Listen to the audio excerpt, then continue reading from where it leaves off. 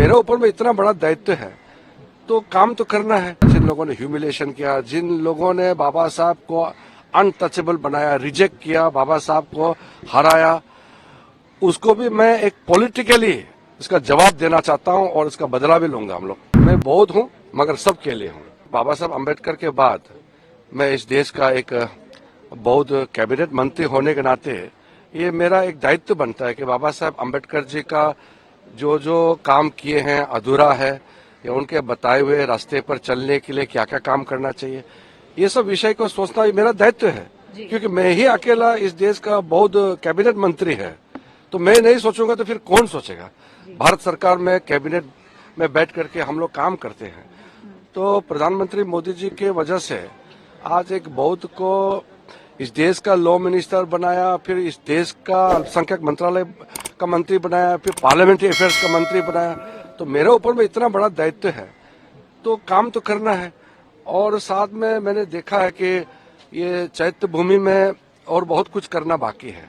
प्रधानमंत्री ने 5 तीर्थ स्थल डिक्लेयर जो किया है, जिसमें काम चल रहा है, वो बाबा साहब जी का जन्मभूमि से लेकर के उसका महापरिनिर्वाण तक का, बीच में शिक्षा भूमि है, दीक्षा भूमि है, जितने भी जगह को डेवलप करने के लिए जो प्रोजेक्ट चल रहा है उसका भी और अच्छी तरह से कैसा हो, इसका भी हम बिल्कुल रिव्यू लेंगे। साथ साथ में महाराष्ट्र के अंदर में और देश भर में बाबा साहब के काम से जुड़े हुए जितना भी भूमि है, जितना भी और स्थल है, उसको भी सहायता देने के लिए मैं अभी एक रिव्यू ले रहा हूँ।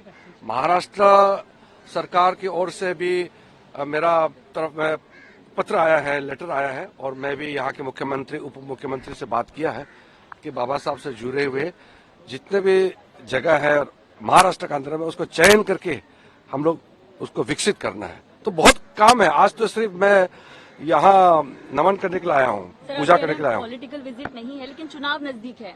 आप लोगों की क्या तैयारी, भाजपा की क्या तैयारी हो चुकी है महाराष्ट्र में? चुनाव तो हर 5 साल में होते ही है, तो मैं तो चैत्य भूमि में आकर के राजनीति का बात नहीं करना चाहता हूँ, लेकिन इतना जरूर कहूंगा कि बाबा साहब अम्बेडकर को जिन लोगों ने इंसल्ट किया, जिन लोगों ने ह्यूमिलेशन किया, जिन लोगों ने बाबा साहब को अनटचेबल बनाया, रिजेक्ट किया, बाबा साहब को हराया, उसको भी मैं एक पॉलिटिकली इसका जवाब देना चाहता हूं और इसका बदला भी लूंगा। हम लोग विपक्षी पार्टियों का ये कहना है कि अब जो माइनॉरिटी का फोकस है वो मुस्लिम सेट के बौद्धों पे आ रहा है, तो वो मैंने इसलिए कहा कि पहले मैं माइनॉरिटी अफेयर्स मिनिस्ट्री को मुस्लिम अफेयर्स मिनिस्ट्री के रूप में बनाया गया था।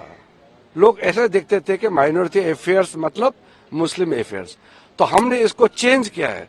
मोदी जी का आशीर्वाद से जब मुझे इस माइनॉरिटी अफेयर्स का मंत्री बनाया तो मैंने इसको चेंज करके सारा 6 माइनॉरिटीज बराबर है ये किया। ठीक है, मैं बौद्ध हूं, लेकिन हम किसी का साथ इनजस्टिस नहीं करेंगे। हम सब समुदाय को एक साथ लेकर के चलेंगे। और महाराष्ट्र के अंदर में बौद्ध का संख्या भारत में सबसे ज्यादा है। सबसे ज्यादा होने के नाते मुझे महाराष्ट्र में ज्यादा काम करना है, ये तो नेचुरल बात है, ये अपेक्षित है। इसलिए ये माइनॉरिटी अफेयर्स मतलब मुस्लिम अफेयर्स नहीं है। माइनॉरिटी अफेयर्स मतलब सबका अफेयर्स है। ये जो जितना अल्पसंख्यक समुदाय है इस देश में, सबका बराबर है। मैं बौद्ध हूं मगर सबके लिए हूं। इतना मैं उस दिन बैठक में भी कहा और मैं ऑफिशियली भी ये बात कह रहा हूं।